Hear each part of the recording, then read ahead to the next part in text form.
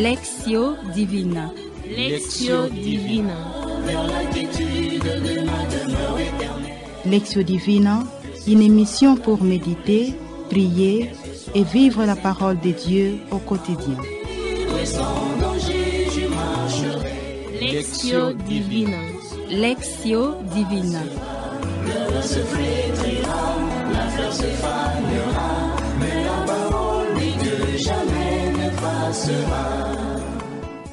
Chers bien-aimés auditeurs et auditrices de la Lectio Divina, nous vous disons chaleureusement bonjour au nom de notre Seigneur Jésus-Christ en ce dimanche de l'accomplissement même de la parole de Dieu, la bonne nouvelle salvatrice, le Verbe fait chair, qui est venu jusqu'à nous pour nous libérer de nos infirmités, de notre pauvreté, de notre cécité tant spirituelle que matérielle. En effet, en ce troisième dimanche du temps ordinaire, nous avons comme évangile selon saint Luc, chapitre 1er, du 1er verset au 4e, chapitre 4, du 14e verset au 21e verset, qui, à l'instar du Verbe incarné, nous invite aussi à l'unité dans la diversité.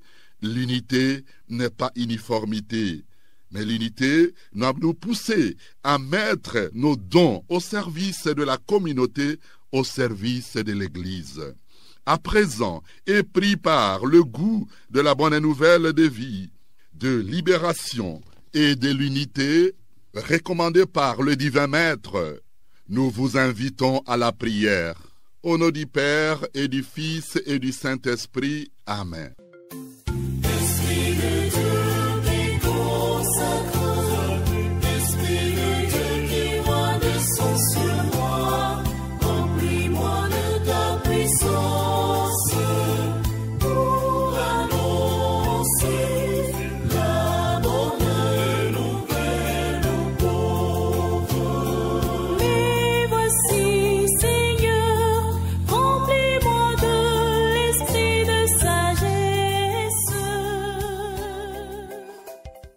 Chers bien-aimés auditeurs et auditrices de la Lectio Divina, nous vous demandons de prêter l'oreille à la lecture de la bonne nouvelle de la parole de Dieu, la parole de vie et de libération du peuple de Dieu, encore en marche vers le Christ, le Sauveur du monde entier. Évangile de Jésus-Christ selon saint Luc, premier chapitre, versets 1 à 4, et chapitre 4, versets 14 à 21. Beaucoup ont entrepris de composer un récit des événements qui se sont accomplis parmi nous, d'après ce que nous ont transmis ceux qui, dès le commencement, furent témoins oculaires et serviteurs de la parole. C'est pourquoi j'ai décidé, moi aussi, après avoir recueilli avec précision des informations concernant tout ce qui s'est passé depuis le début, d'écrire pour toi, excellent Théophile, un exposé suivi afin que tu te rendes bien compte de la solidité des enseignements que tu as entendus. À ce temps-là, lorsque Jésus, dans la puissance de l'Esprit, revint en Galilée, sa renommée se répandit dans toute la région. Il enseignait dans les synagogues et tout le monde faisait son éloge. Il vint à Nazareth, où il avait été élevé selon son habitude. Il entra dans la synagogue le jour du sabbat et il s'éleva pour faire la lecture. On lui remit le livre du prophète Isaïe. Il ouvrit le livre et trouva le passage où il est écrit « L'Esprit du Seigneur est sur moi parce que le Seigneur m'a consacré par l'onction. Il m'a envoyé porter la bonne nouvelle aux pauvres, annoncer aux captifs leur libération et aux aveugles qu'ils retrouvèrent la vue, remettre en liberté les opprimés, annoncer une année favorable accordée par le Seigneur. Jésus, refermant le livre, le rendit aux servants et s'assit. Tous dans la synagogue avaient les yeux fixés sur lui. Alors il se mit à leur dire: Aujourd'hui s'accomplit ce passage de l'Écriture que vous venez d'entendre. Acclamons la parole de Dieu. Louange à toi, Seigneur Jésus.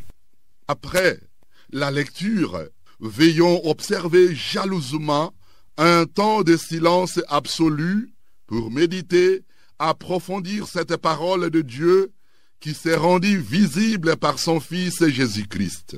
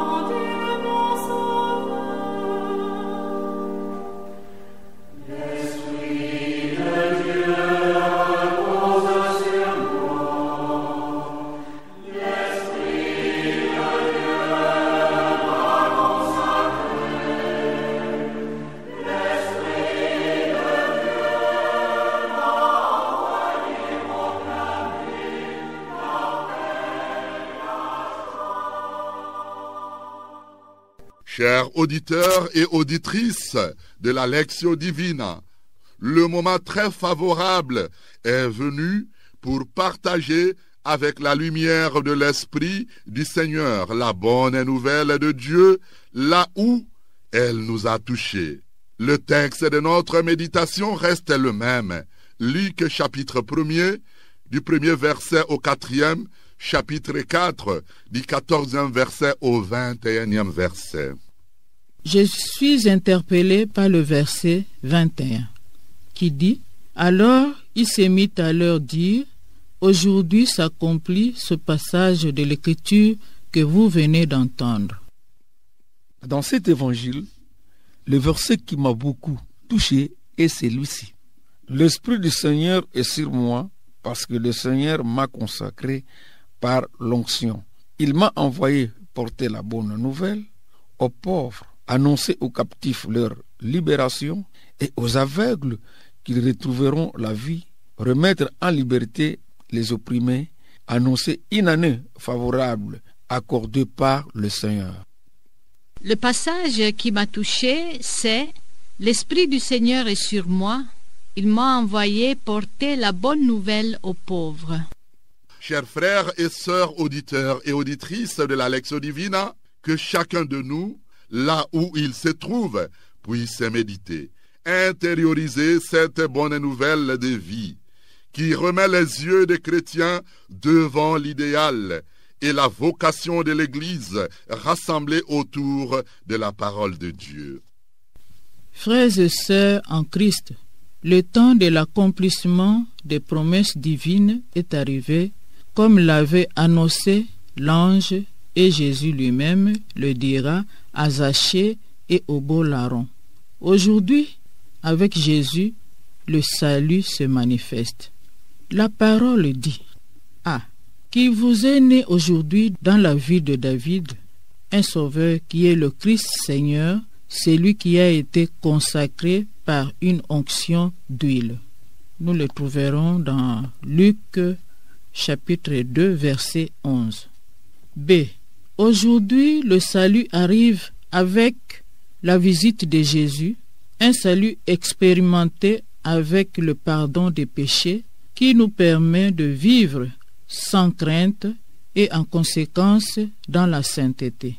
Nous trouverons dans Luc chapitre 19 verset 9. C. Aujourd'hui le salut se manifeste. L'Esprit Saint descendit sur Jésus et une voix vint du ciel. Tu es mon fils, moi aujourd'hui je t'ai engendré. Cette écriture est accomplie pour moi. Jésus présente sa venue comme l'avènement du temps de grâce annoncé depuis l'Ancien Testament. La joie de l'Évangile qui remplit ma vie de disciple est une joie missionnaire. Ceci me dit que c'est un signe que l'Évangile a été annoncé et donne du fruit. Je suis convaincu que par ma foi, Jésus exulte de joie dans l'Esprit Saint et loue le Père parce que sa révélation rejoint les pauvres et les plus petits. La parole du Seigneur est source de joie et de bonheur. Je veux l'accueillir comme parole d'espérance et de consolation dans mes épreuves quotidiennes. Dans cet évangile, je constate 3 mots du texte viennent bouleverser l'ordre établi. Pauvre, libération et année de grâce. Voici que les compatriotes de Jésus de Nazareth opposeront un refus catégorique. Comment accepter un Messie qui prêche la libération des pauvres et qui déclare l'année de grâce aujourd'hui? Pour Jésus, la bonne nouvelle est surtout l'annonce aux pauvres, qu'ils sont les privilégiés de Dieu. L'annonce de leur libération avec Jésus, c'est la fin de tous les esclaves, la libération de tout péché par l'amour. Enfin, l'annonce de la bonne nouvelle et l'annonce de l'année de grâce. Ces messages s'adressent à tous les hommes, mais en particulier à tous ceux qui disent chrétiens, dont je reste dans l'unité et je serai accueillant et ouvert avec tous ceux qui essaient de transmettre le message de cet évangile. L'année de grâce cette année favorable que le Seigneur m'accorde, c'est bien l'actualité de l'évangile. La méditation de ce jour, la parole de Dieu me permet de discerner ce que je peux apporter comme contribution particulière à l'édification de l'Église et de la société. Comme chrétien, je vais me familiariser avec l'Évangile et je fais de lui ma nourriture de chaque jour. Jésus est venu pour nous porter la bonne nouvelle. C'est la mission qu'il a reçue de son Père. Et quelle est cette bonne nouvelle?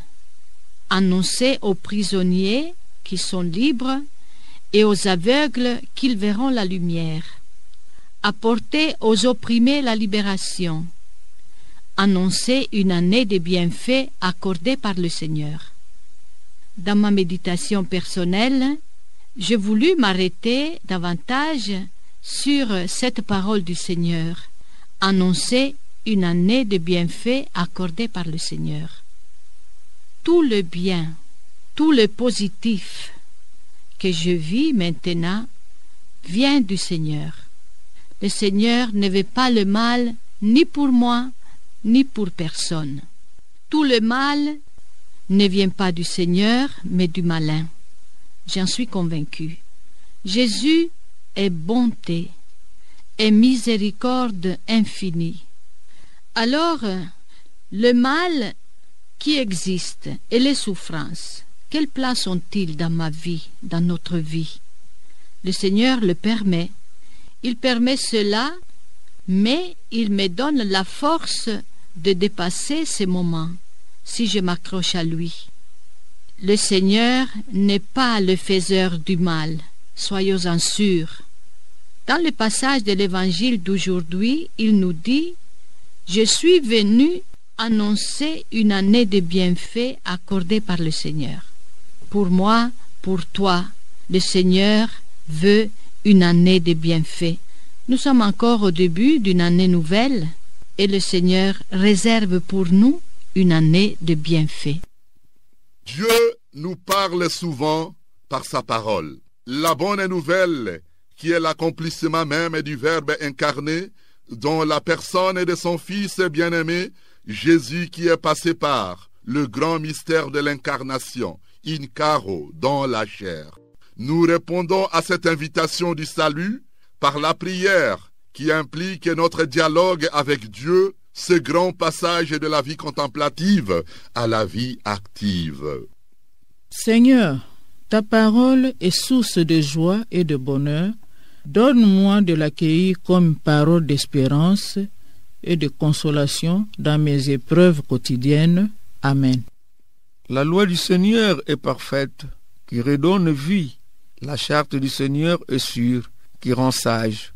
Le simple et la crainte qu'il inspire est pure. Il est là pour toujours. Les décisions du Seigneur sont justes et vraiment équitables. Amen. Merci Seigneur pour ta bonté, ta grande miséricorde envers moi, envers chacun de nous. Tu es vraiment un Dieu qui nous regarde et nous accompagne sur des routes sûres et sur des droits chemins. Comme il le dit le psalmiste au psaume 22, « Le Seigneur est mon pasteur, je ne manque de rien. Sur des prés d'herbes fraîches, il me fait reposer. Vers les eaux du repos, il me mène. Il y refait mon âme. Même si je passais par le sombre ravin, je n'aurai pas de crainte. Tu es avec moi et tu me rassures. Oui, le bonheur et la grâce m'accompagnent tout au long de ma vie. Amen. Chers bien-aimés auditeurs et auditrices de la Lectio Divina, en ce 3e dimanche du temps ordinaire, année liturgique, ce dimanche pendant lequel nous sommes invités à contempler Jésus comme l'accomplissement parfait de la parole de Dieu, la bonne nouvelle du royaume. Son entrée en jeu par la puissance de l'Esprit de Dieu annoncée par le prophète Isaïe. L'Esprit du Seigneur est sur moi parce que le Seigneur m'a consacré par l'onction. Il m'a envoyé porter la bonne nouvelle aux pauvres, qui constitue une action préférentielle à Jésus et à l'Église. Car ils sont nombreux ceux et celles qui souffrent de l'exclusion, des injustices et des violences de toutes sortes. Jésus nous proclame une année de bienfaits accordés par le Seigneur. Que le Seigneur augmente à nous la foi, la charité, la fraternité universelle, l'amour qui nous poussera à rester unis dans le Christ et avec le prochain qui est dans le besoin de notre service. Cette émission qui touche à sa fin a été rendue possible avec la complicité de... Je m'appelle Maman Marie-Jeanne Maloulou Epunzola de la paroisse Marie Auxiliatrice Massina Abattoir, coopératrice Fille de Saint-Paul.